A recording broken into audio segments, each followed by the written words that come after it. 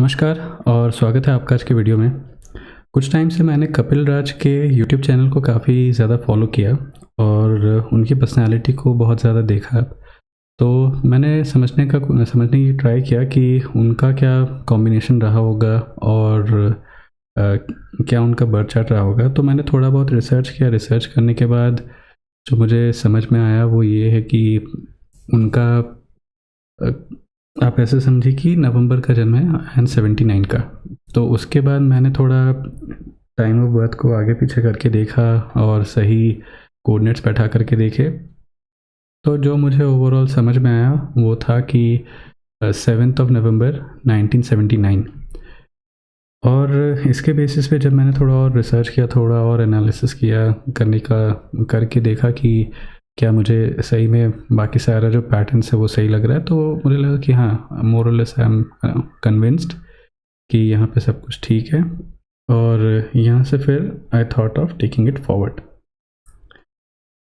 तो यहाँ पे अगर आप टाइमलाइन वाइज देखें तो सबसे पहले ये कि एक मेजर इवेंट चेंज इनके लाइफ में हुआ था, that happen somewhere back in 2014। अच्छा, 14 में यहाँ पे इनका अगर देखा जाए तो इनकी लाइफ बहुत ज़्यादा अच्छी होनी शुरू हो गई थी। ऐसा ये खुद भी बताते हैं कि यहाँ पे बहुत सारे चेंजेस आए। इनका जो यूट्यूब चैनल है वो बहुत ज़्यादा ग्रो करने लगा। तो मेन आपको देखना होगा कि इनका राहु फिर अच्छा होना चाहिए, सॉरी सैटर्न इनका काफ़ी ज़्यादा अच्छा होना चाहिए और comparatively it should be better than Jupiter. तो वो होना चाहिए। अब सैटर्न के अगर कोऑर्डिनेट्स देखें तो Saturn has a pretty good coordinates. यहाँ पे ये भी दिख रहा है कि monetary wise he will be doing better. यहाँ पे ये दिख रहा है कि बाकी सारे एस्पेक्ट्स में this is a much better face. Even though Saturn वाला फेज होता क्या है कि आपको बहुत ज़्यादा स्ट्रेस में डाल देता है, बहुत ज़्यादा आपका वर्कलोड बहुत ज़्यादा बढ़ जाता है, आपके ऊपर रिस्पॉन्सिबिलिटीज़ काफ़ी ज़्यादा बढ़ जाती है, but at the same time it is extremely rewarding as well. और साथ ही साथ ऐसा भी होता है कि आप ग्रो काफ़ी ज़्यादा करते हो, which is unlikely in the case of Jupiter. तो जुपिटर क्या है, आपको उस लेवल का लाइमलाइट नहीं दे पाता है जितना कि सैटर्न दे पाता है। तो ये एक मेजर शिफ्ट हुआ इनके लाइफ में अराउंड इन 2014 और इसके बाद से इनका जो कद है एस्ट्रोलॉजी में खास करके वो काफ़ी ज़्यादा बढ़ गया। तो यहाँ पे इनका चार्ट का अगर हम लोग देखें तो सबसे पहले ये देखिए कि लग्नेश है वो 12वें में चला गया केंद्रम दोष में। तो यहाँ पे ये दिख रहा है कि ये लाइफ में बाहर चले जाएंगे, बाहर जा कर के फिर अपना सेटल हो जाएंगे वहीं पे, और वहाँ पे कुछ टाइम तक इनका अकेलापन भी रहेगा, अकेले भी रहेंगे बहुत टाइम तक।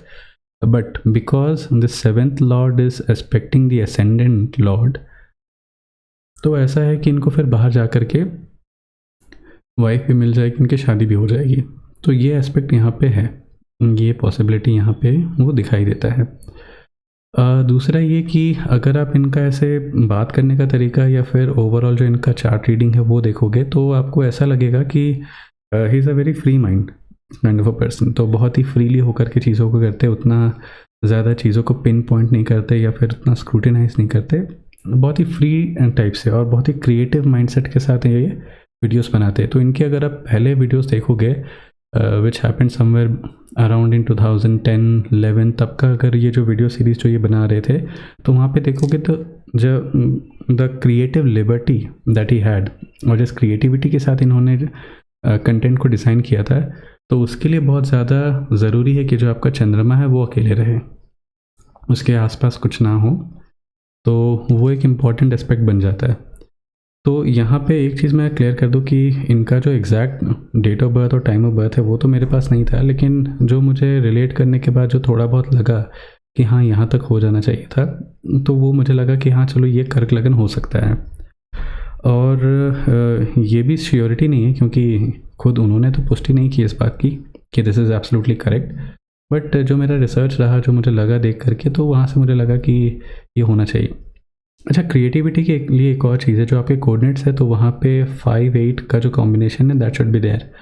5-8 कॉम्बिनेशन अगर मेजोरिटी के साथ है and there is a combination of 6-10 as well उसके साथ साथ, विच इंडिकेट्स कि क्रिएटिविटी वाले फील्ड में you will be doing very good. So anything which leads to creativity, और जहाँ पे क्रिएटिव फ्रीडम आपको बहुत ज़्यादा चाहिए, क्रिएटिविटी के बेसिस पे आप बहुत कुछ क्रिएट करना चाहते हो और बहुत ज़्यादा मटेरियल्स लोगों के साथ शेयर करना चाहते हो, तो in that aspect it is going to do wonders.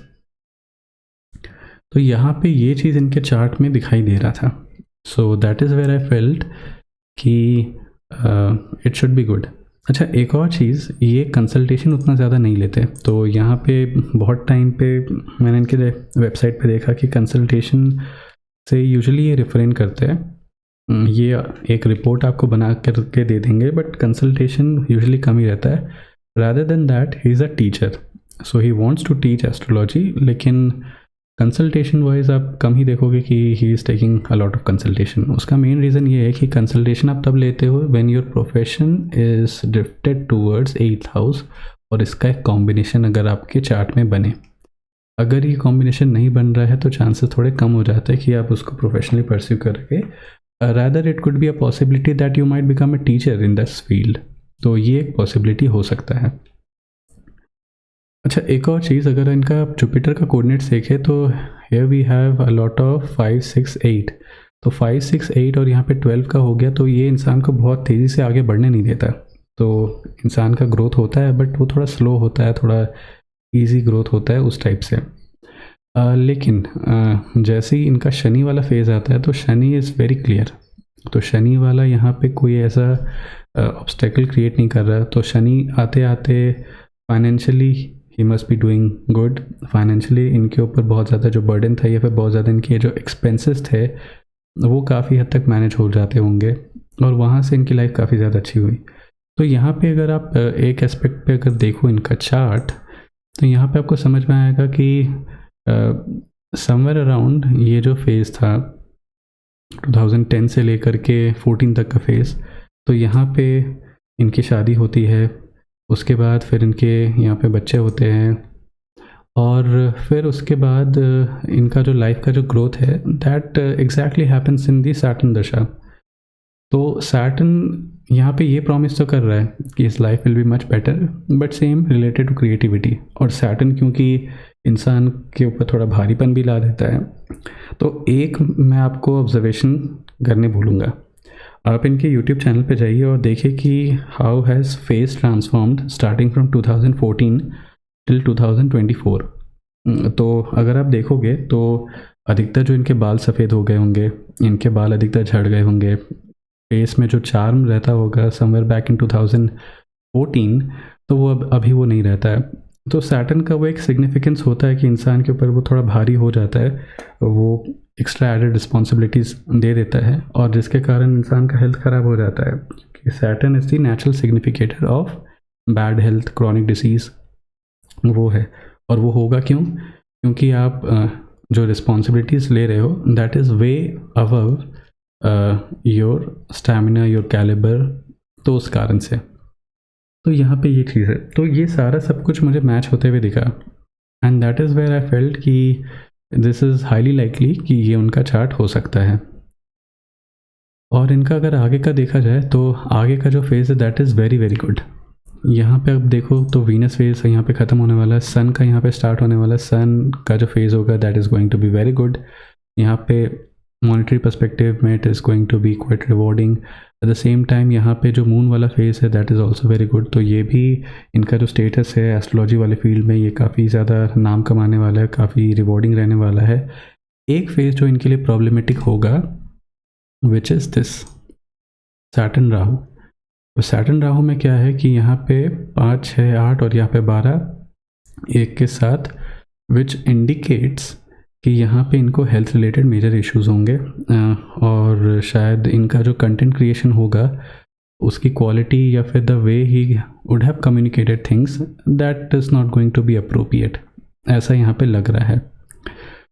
Rahu का भी सेम है, जुपिटर का भी सेम है। जुपिटर में फिर भी चलो उतना ज़्यादा हार्श नहीं है, Jupiter is still a little pacified, लेकिन मोरलेस वो वैसा ही है। तो यहाँ पे ये जो फाइनल वाला फेज़ है that is not going to be very good. अच्छा, इससे पहले अगर इनके लाइफ का ट्रेंड या फिर जो ट्रैजेक्टरी है वो अगर देखे तो राहु फेज़ ऐसा मुझे नहीं लगता कि this would have been extremely rewarding, ये बहुत ज़्यादा अच्छा रहा होगा। इंस्टेड इट सजेस्ट दैट कि थोड़ा चाइल्डहुड स्ट्रगल रहा होगा, या फिर to create a bond with the people around. तो यहाँ पे वैसा कुछ दिखाई दे रहा है। तो थोड़ा खुद को एलिनेट फील कराते होंगे, या फिर खुद थोड़ा कटे कटे रहते होंगे, वो चीज़ यहाँ पे दिख रहा है, और बहुत ज़्यादा अच्छे लोगों से के साथ उतनी बॉन्डिंग नहीं रही होगी। उसके बाद जैसे जुपिटर वाला फेज़ इनका आता है स्टार्टिंग फ्रॉम दिस 98 टिल 2014, तो यहाँ पे ऐसा लग रहा है कि थिंग्स मस्ट हैव स्टेबलाइज्ड और इनका थोड़ा बहुत ठीक ठाक चल रहा होगा, ठीक ठाक कुछ चीज़ें मैनेज कर रहे होंगे।